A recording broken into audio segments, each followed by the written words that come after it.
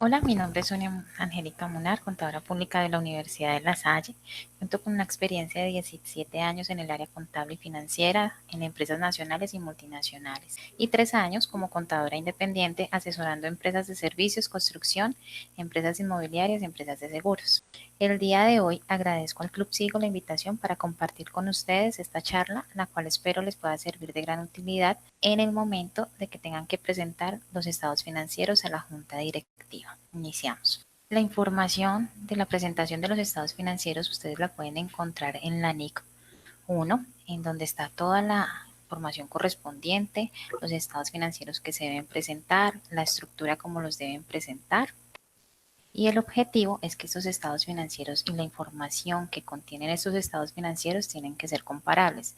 Tienen que ser comparables con los estados financieros de la misma entidad y comparables con estados financieros de entidades diferentes. ¿Cuál es la importancia de presentar los estados financieros? La representación estructurada de la información, el rendimiento financiero, los flujos de efectivo de la entidad. Estos estados financieros y la información debe ser útil a los usuarios a la hora de tomar las decisiones económicas. Debe mostrar la gestión realizada por los administradores con los recursos confiados. Gerente financiero, gerente de compras, todos esos administradores que hacen parte de la compañía que administran esos recursos. Los estados financieros, la información que debe contener son los activos, los pasivos, el patrimonio neto, los gastos e ingresos, otros cambios en el patrimonio y los flujos de efectivo. Esta información va distribuida en diferentes estados en el momento de la presentación. Lo que son activos, pasivos y patrimonios lo podemos presentar en el estado de la situación financiera. Gastos e ingresos en el estado de resultados. Otros cambios en el patrimonio, pues en el estado de cambios en el patrimonio y los flujos de efectivo en el estado de flujos de efectivo. Estos 4 estados tienen que estar compilados en el estado y las notas de los estados financieros. La información se debe presentar de una manera razonable, que quiere decir que tiene que ser una imagen fiel. Esta información se debe representar pues fielmente de lo que nosotros suministramos a la contabilidad. Definiciones y criterios, el reconocimiento de los activos, pasivos, ingresos y gastos. Y en esta información tiene que estar la aplicación de las NIF. ¿Qué aspectos tenemos que tener en cuenta? Los estados financieros son elaborados bajo la hipótesis de negocio en marcha. ¿Qué quiere decir esto? Que el negocio pues tiene que estar funcionando de la mejor manera. Si en algún momento la empresa decide que va a dejar de funcionar, esta información tiene que estar dentro de revelaciones en las notas. Si existe la incertidumbre de que continúe en funcionamiento, como les decía, se debe revelar en los estados financieros. Se elaboran utilizando la base contable de acumulación o de vengo.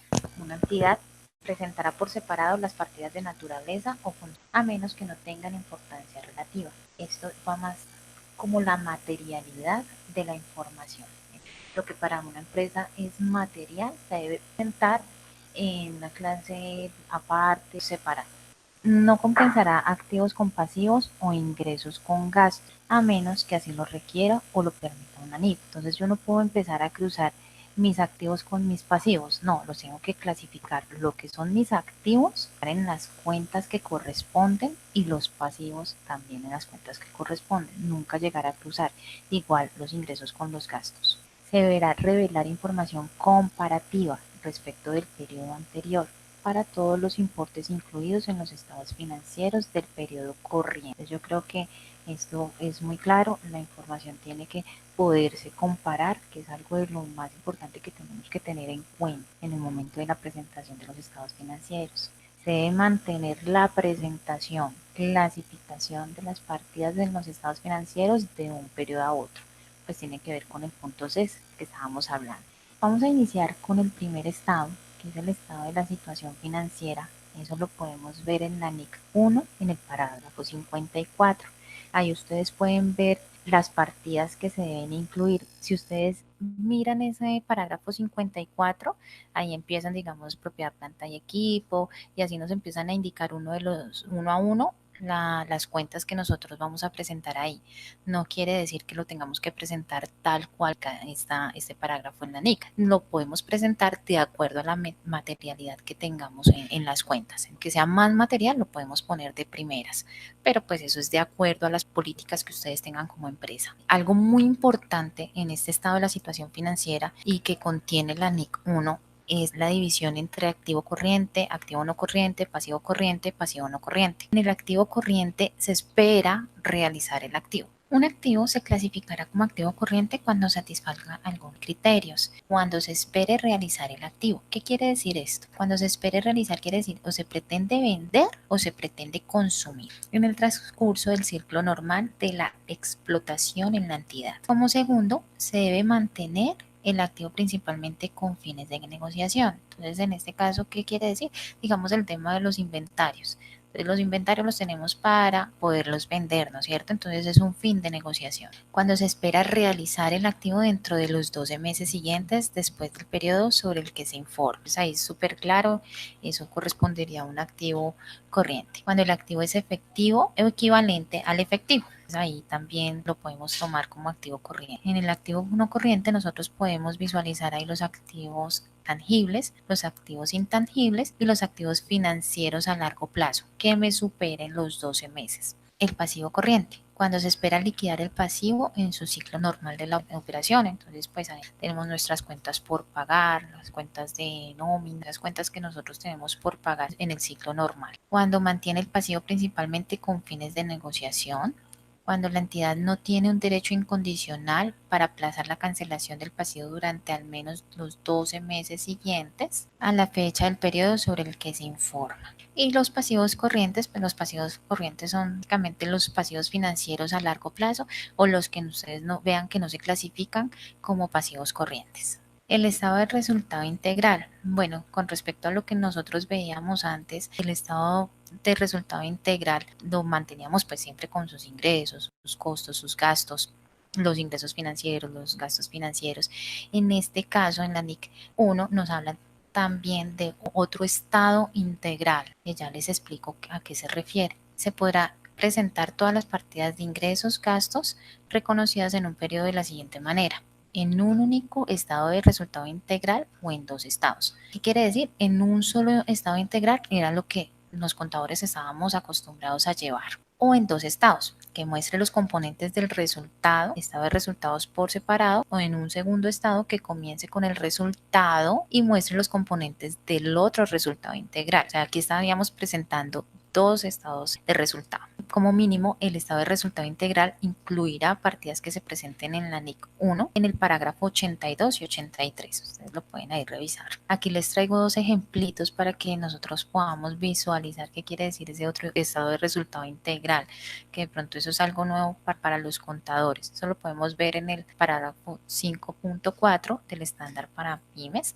en la sección 5. Ustedes lo pueden revisar. Entonces, aquí cuando visualizan ustedes el estado de resultados, es un estado de resultados súper normal, donde están los ingresos ordinarios, los gastos ordinarios, costos financieros, los gastos por impuestos, y ahí nos da un resultado, la utilidad final, ¿no es cierto? Pero adicional podemos presentar otro estado de resultados integral. Este estado de resultados integral está reflejado en el patrimonio y muestra los flujos futuros de utilidades. O sea, eso es algo que no va en ese resultado integral que estamos mostrando inicialmente, sino es como más a manera informativa de nuestros flujos futuros, lo que vamos a presentar es lo que puede darse en un futuro. Y aquí la única diferencia es que en el otro resultado integral estamos tomando el resultado del estado de resultados inicial. Entonces ustedes pueden visualizar el resultado da 79.500.000. Ese es el inicial para presentar el otro resultado integral.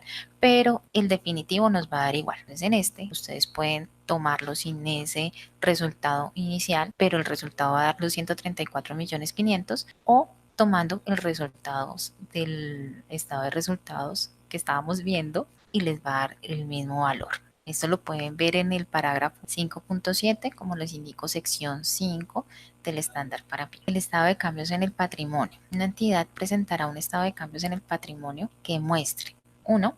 El estado integral total del periodo, mostrando de forma separada los importes totales atribuibles a los propietarios de la controladora y los atribuibles a las participaciones no controladoras. 2. Para cada componente del patrimonio, los efectos de la aplicación retroactiva o la reexpresión retroactiva reconocidos según la NIC 8. Y tercero, para cada componente del patrimonio, una conciliación entre los importes del libro al inicio y al final del periodo, revelando por separado los cambios resultantes del resultado. Esto prácticamente no nos cambió mucho. El estado de cambios en el patrimonio pues lo seguimos presentando muy similar a lo que veníamos haciendo. El estado de flujos de efectivo. La información sobre los flujos de efectivo suministra a los usuarios las bases para la evaluación de la capacidad que tiene la compañía para generar efectivo y otros medios de liquidez equivalentes a estos, así como las necesidades de la entidad para la utilización de esos flujos de efectivo. Quiere decir que con la información que está suministrada en este estado, la empresa puede tomar decisiones con esa liquidez que tiene. Entonces, decisiones en cuanto a las inversiones que puede realizar, puede hacer sus proyecciones respectivas y bueno, pues para que genere más utilidades, ya sea a corto plazo o a largo plazo. La información amplía un poco más en la NIC 7, la cual establece los requerimientos para la presentación y revelación de la información sobre los flujos de efectivo. El último estado financiero, que pues ya lo tomamos como un estado financiero en la NIC 1, son las notas a los estados financieros. En estas notas se presentará la información acerca de las bases para la presentación de los estados financieros, las políticas contables específicas utilizadas. Eso es súper importante porque se verá plasmado cómo vamos a ejecutar cada uno de los estados financieros, cómo vamos a manejar las cuentas.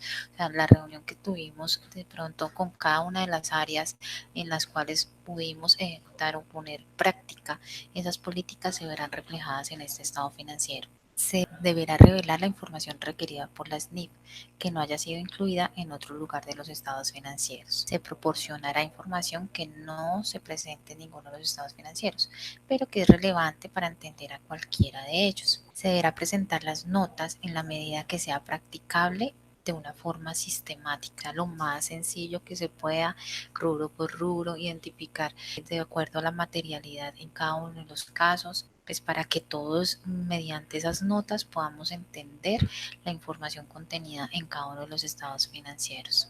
Se deberá referenciar cada partida incluida en los estados financieros y el resultado integral en el resultados separados cuando se presenta y en los estados de cambios en el patrimonio y de flujo efectivo, con cualquier información relacionada en las notas. Es aconsejable que en cada uno de los estados coloquen el numerito de cada nota y de acuerdo al numerito que ustedes pongan en esos estados financieros se pueda llegar a las notas y evidenciar los rubros de los cuales están hablando. Porque digamos a la propiedad de planta y equipo, el rubro son 5.000 millones, pero esos 5.000 millones en qué están representados. Entonces esos 5.000 millones, digamos, es material o no es material para la empresa.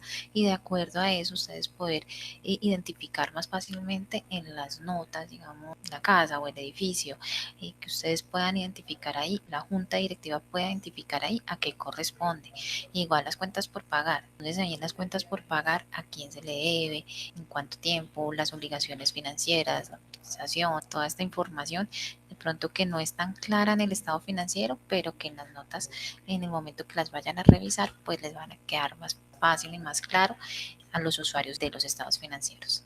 Por último, según la ley 222 de 1995, en el artículo 46, terminado cada ejercicio contable en la oportunidad prevista en la ley o en los estatutos, los administradores deberán presentar a la asamblea o junta de socios para su aprobación los siguientes documentos. 1. El informe de gestión. El informe de gestión no solamente lo tiene que presentar el contador. El informe de gestión es un consolidado, lo cual debe presentar la administración sobre la ejecución del negocio durante el periodo. Los estados financieros junto con sus notas cortados a fin del respectivo ejercicio. Tratándose de la junta directiva, consagre la obligación de que dicho órgano sea convocado a efectos de aprobación de dichos estados financieros. Ello sin perjuicio, claro está, de que los miembros del mencionado cuerpo, como administradores que son, y el desarrollo del principio de diligencia que les asiste, realicen las gestiones necesarias y pertinentes para la debida presentación y preparación del balance de fin de ejercicio, ya que de omitir tales deberes comprometen su responsabilidad. Esta norma es muy clara, entonces, pues la administración es el que debe generar esos estados financieros, pero la junta directiva es la que los debe aprobar o no los debe aprobar. Pero pues es una obligación de la junta directiva revisar esos estados financieros y darle su respectiva aprobación. Gracias nuevamente. Mi nombre es Sonia Munar. Información, mi email y el número del celular, cualquier duda que ustedes tengan pertinente. Muchas gracias.